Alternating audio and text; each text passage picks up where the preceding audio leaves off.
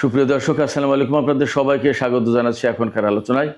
আপনাদের সঙ্গে আছি আমি সিরাজুল ইসলাম। দর্শক, মার্কিন সেনাদের জন্য কালো রাত্রি ঘোষণা করেছিল গতকাল আইআরজিসি। তারা কুয়েতে ব্যাপক হামলা চালিয়েছে। ব্যাপক, যে হামলার মধ্য দিয়ে মনে হচ্ছে কুয়েত থেকে মার্কিন সেনাদেরকে একেবারে বিতাড়িত করার জন্য তারা চরমতম অভিযান শুরু করেছে। এদিকে জর্দানে ইরানের হামলায় নতুন করে মার্কিন সেনা নিহত হয়েছে এবং একটি F-15 যুদ্ধবিমান ধ্বংস হয়েছে। মার্কিন প্রভাবশালী গণমাধ্যম CNN আজকে রিপোর্ট করেছে, গত 9 জুলাই থেকে শুরু হওয়া সংঘর্ষে এ পর্যন্ত প্রায় 100-র মতো মার্কিন সেনা আহত হয়েছে। CNN আহতের কথা বলেছে। প্রশ্ন হচ্ছে যে নিহত তো হয়েছে 4 জনে, তো পরিষ্কার, আরও কতজন নিহত হয়েছে সেটা একটা ব্যাপার। এই প্রেক্ষাপটে মানে মার্কিন সেনা হতাহতের ঘটনা কত বড় হলে মার্কিন প্রেসিডেন্ট ডোনাল্ড ট্রাম্প তার ট্রুথ সোশ্যালে পোস্ট দিয়ে নির্দেশনা দিয়েছেন মার্কিন যুদ্ধমন্ত্রী, মার্কিন সামরিক বাহিনীর প্রধান এবং সংশ্লিষ্ট সেনা কর্মকর্তাদেরকে যে ইরানের বিরুদ্ধে চরমতম প্রতিশোধ নিতে হবে। তিনি বলেছেন যে ইরানের কাছ থেকে চরম মূল্য আদায় করতে। পরিস্থিতি কোন পর্যায়ে গেলে ডোনাল্ড ট্রাম্প এই নির্দেশনা দেন? এদিকে মার্কিন প্রেসিডেন্টের এই চরম হুঁশিয়ারির পরেও ইরান বলছে তাদের লক্ষ্য অর্জন না হওয়া পর্যন্ত যুদ্ধ থামাবে না এবং আরও বেশি ক্ষেপণাস্ত্র ও ড্রোন হামলার শিকার হওয়ার জন্য মার্কিন সামরিক বাহিনীকে আহ্বান জানিয়েছে ইরান। অর্থাৎ তারা বলেছে যে আরও ড্রোন এবং বড় ভারী ক্ষেপণাস্ত্র হামলা হবে, তার জন্য প্রস্তুত থাকো। এদিকে হরমুজ প্রণালীতে গত রাতেও অন্তত 2টি জাহাজে হামলার ঘটনা ঘটেছে এবং একটি জাহাজে তো প্রচণ্ডভাবে আগুন ধরে গিয়েছিল। ইরানি সামরিক বাহিনীর মুখপাত্র ব্রিগেডিয়ার জেনারেল আকরাম মানিয়া তিনি বলেছেন, এটা কোনো আবেগ নয়, বাস্তবতা এবং অভিজ্ঞতার ভিত্তিতে আমরা মনে করি যে যুদ্ধ চূড়ান্ত লক্ষ্য অর্জিত না হওয়া পর্যন্ত কোনো আলোচনা নেই, কোনো অবসান নেই। এপাশে ইরান এবং আমেরিকার মধ্যে নতুন করে কূটনৈতিক আলোচনা শুরুর জন্য যে সমস্ত দেশ মধ্যস্থতা করেছিল, কাতার, পাকিস্তান, তুরস্ক, তারা সম্মিলিতভাবে প্রস্তাব দিয়েছে এবং ইরান বলছে তারা এ সমস্ত নিয়ে এখন আসলে ভাবছে না।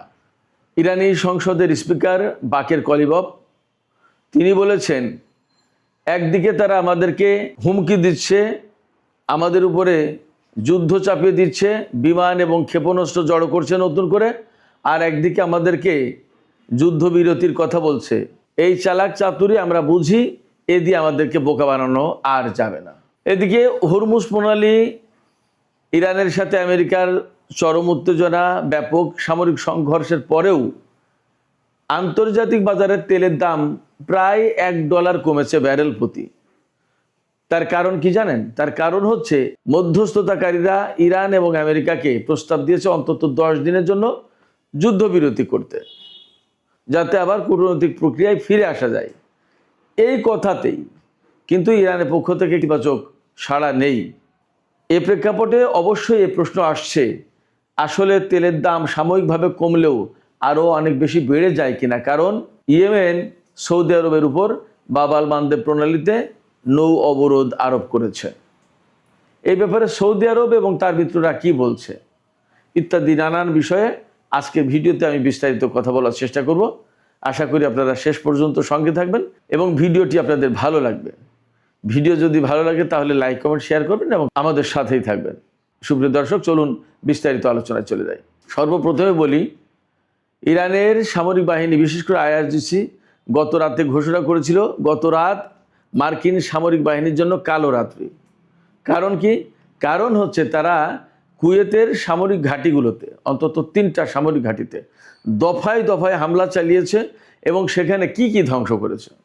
সেখানে ধ্বংস করেছে আলী আল সালেম ঘাঁটিতে হামলা চালিয়ে দীর্ঘপাল্লা রাডার, যোগাযোগ centre, communication centre, satellite receiving system এবং ক্ষেপণাস্ত্র প্রতিরক্ষা রাডারে মিসাইল এবং ড্রোন দিয়ে হামলা চালিয়েছে ইরান। এবং এই যেগুলো হামলার লক্ষ্যবস্তু ছিল সেগুলো মোটামুটি প্রায় সব ধ্বংস হয়ে গেছে। শুধু তাই না, এই আলী আল সালেম বিমান ঘাঁটিতে মার্কিন MQ-9 রিপার ড্রোনের হ্যাঙ্গার ছিল, সেখানেও হামলা চালিয়েছে এবং সেগুলো ব্যাপকভাবে ক্ষতিগ্রস্ত হয়েছে বা ধ্বংস হয়েছে বলে IRGCর পক্ষ থেকে দাবি করা হয়েছে।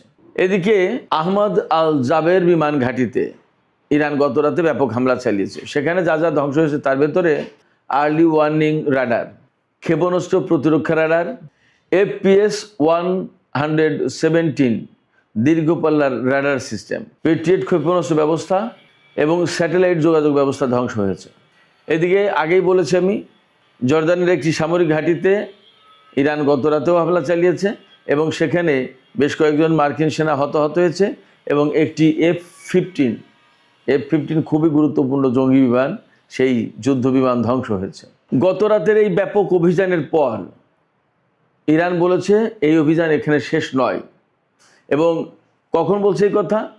যখন কাতার, পাকিস্তান, তুরস্ক এদের পক্ষ থেকে প্রস্তাব দেওয়া হচ্ছে বা দেওয়া হয়েছে যে অন্তত 10 দিনের জন্য এই যুদ্ধ বিরতি করা হোক, তখন ইরান বলছে যে যুদ্ধ শেষ করার তো কোনো কারণই নেই, বরং আরও বড় এবং বিস্তৃত পরিসরে আমেরিকার বিরুদ্ধে অভিযান চালানো হবে। IRGC বলছে মধ্যপ্রাচ্য আমেরিকার না, এই অঞ্চলের কেউ নয় আমেরিকা, অতএব এই অঞ্চল থেকে তাদেরকে ছেড়ে যেতেই হবে। যতক্ষণ পর্যন্ত তারা না ছেড়ে যাচ্ছে ততক্ষণ পর্যন্ত এই হামলা অব্যাহত থাকবে। গত রাতে ইরানের এই হামলার আগে অবধারিতভাবে মার্কিন বাহিনী হামলা শুরু করে ইরানের বিরুদ্ধে এবং ইরানের দক্ষিণ অঞ্চলে বিভিন্ন টার্গেটে হামলা করেছে তারা। এর ভিতরে হরমুজ প্রণালীর এলাকায় অন্তত 2টি জাহাজে, তেলবাহী জাহাজে হামলা হয়েছে। একটি জাহাজে কিভাবে বিস্ফোরণ ঘটেছে শিওর না, এটা হতে পারে মাইন বিস্ফোরণে অথবা ইরানের হামলা, কিন্তু এটা পরিষ্কার এখনও কোনো বক্তব্য আসেনি। এই হামলার প্রেক্ষাপটে জাহাজটিতে ব্যাপকভাবে আগুন ধরে যায় এবং তাৎক্ষণিকভাবে জাহাজের যত ক্রু নাবিক যারা ছিল তারা লাইফ বোট নিয়ে তারা সমুদ্রে নেমে পড়ে, তাদেরকে উদ্ধারের প্রচেষ্টা চালানো হচ্ছে। আমি খবর যখন করেছি তখন, অর্থাৎ বেশ খানিক আগের কথা, হয়তো এতক্ষণে উদ্ধার হয়ে গেছে। এই যে মার্কিন হামলা পাল্টা হামলার ঘটনা ঘটছে, এর প্রেক্ষাপটে বিশেষ করে জর্দানে যে বহু সংখ্যক সেনা হতাহত হয়েছে, আর আসলে মার্কিন বাহিনী বিমান, ক্ষেপণাস্ত্র প্রতিরক্ষা ব্যবস্থা, তারপরে ড্রোন এবং হেলিকপ্টার বহু সংখ্যক ধ্বংস হয়েছে। একথা তারা যতই লুকিয়ে রাখার চেষ্টা করছে আসলে পারছে না। নিউ ইয়র্ক টাইমস, তারপরে CNN বিভিন্ন জায়গায় টুকটাক কম বেশি ফাঁস করে দিচ্ছে। এই অবস্থায় ভেতরে ভেতরে খবর তো মার্কিন প্রেসিডেন্ট ডোনাল্ড ট্রাম্প জানেই। ডোনাল্ড ট্রাম্প ঘোষণা করেছে যে ইরানকে এর জন্য চড়া মূল্য দিতে হবে। ট্রাম্প বলছে যে যতটা মার্কিন সেনা নিহত হয়েছে তার প্রতিটি সেনার বিপরীতে ইরানিদেরকে অনেক বেশি মূল্য দিতে হবে। তার মানে ধরুন একটা মার্কিন সেনা নিহত হলে তারা হয়তো 10 জন ইরানি সেনা হত্যা করার চেষ্টা করবে। ইঙ্গিত কিন্তু এইরকম। ডোনাল্ড ট্রাম্প ট্রুথ সোশ্যালে একটা পোস্ট দিয়েছেন। সেই পোস্টে তিনি মার্কিন যুদ্ধমন্ত্রী পিট হেগসেট, তারপরে জয়েন্ট চিফস অফ স্টাফের চেয়ারম্যান জেনারেল ড্যান কেইন এবং বিভিন্ন সেকশনের বড় বড় সামরিক কর্মকর্তা যারা, তাদেরকে এই নির্দেশনা বাস্তবায়নের কথা বলেছেন ডোনাল্ড ট্রাম্প। ট্রুথ সোশ্যালের যে পোস্ট দিয়েছে সেই পোস্টের মাধ্যমে কিন্তু এই নির্দেশনা দেওয়া হয়েছে। এর মানে হচ্ছে আমেরিকা ইরানের বিরুদ্ধে এই সেনা হত্যার ব্যাপক প্রতিশোধ নেওয়ার চেষ্টা করছে। এর আগে আমেরিকার হামলায় ইরানের 7 জন সেনা মারা গেছে, কিন্তু সেই সময় ইরানও বলেছিল আমরা পাল্টা হামলা চালাবো এবং এর মূল্য পরিশোধ করতে হবে আমেরিকাকে। তো এই যে হুমকি, পাল্টা হুমকি, এতে যুদ্ধ বন্ধের কোনো প্রেক্ষাপট, কোনো কারণ আলামত তো আমরা দেখছি না। অথচ পাশে মার্কিন পররাষ্ট্রমন্ত্রী মার্কো রুবিও বলছে যে আমাদের কূটনীতিক দরজা খোলা, এবং এই যে মধ্যস্থতাকারীরা তারা যে প্রস্তাব দিয়েছে যুদ্ধ বন্ধে, সেই যুদ্ধ বন্ধের প্রস্তাব কিন্তু মূলত আমি মনে করি আবার নতুন করে আমেরিকার পক্ষ থেকে যুদ্ধবিরতির একটা চেষ্টা চালানো হচ্ছে। এর আগেও আমরা বারবার দেখেছি যে চুক্তি চুক্তি চুক্তি চুক্তি এইগুলো করতেই থাকে এবং এক পর্যায়ে ইরানও রাজি হয়ে যায় এবং বসে। এবার মনে হচ্ছে না যে ইরান এই রকমের চুক্তিতে বা এই রকমের আলোচনায় যাবে যুদ্ধ বাদ দিয়ে। ইরান বলছে, পরিষ্কার করে বলেছে যে আমরা আবার যুদ্ধবিরতি দিলে তারা আবার এই যুদ্ধবিরতি সুযোগে নিজেদেরকে গুছিয়ে নিয়ে আবার আমাদের উপর হামলা চালাবে। এই অভিজ্ঞতা আমাদের বারবার হয়েছে, সেক্ষেত্রে আমরা এবার আর এই সমস্ত ভিতরে নেই, আমরা যে অবস্থা আছি এর একটা চূড়ান্ত পরিণতির দিকে যাব। এবং আমরা দেখতেও পাচ্ছি আমেরিকা কিন্তু বিপুল সংখ্যক বিমান আনছে, F-16 এবং F-35 বিমান আনছে জার্মানি এবং ব্রিটেন থেকে।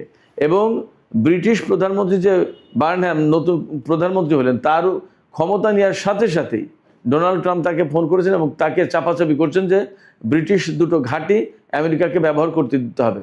এর আগে কিয়ার স্টারমার তিনি কিন্তু ব্রিটিশ ঘাঁটি ব্যবহার করতে দিতে চাননি। এটা নিয়ে অনেক টানাপোড়েন হয়েছে ব্রিটেন এবং আমেরিকার মধ্যে।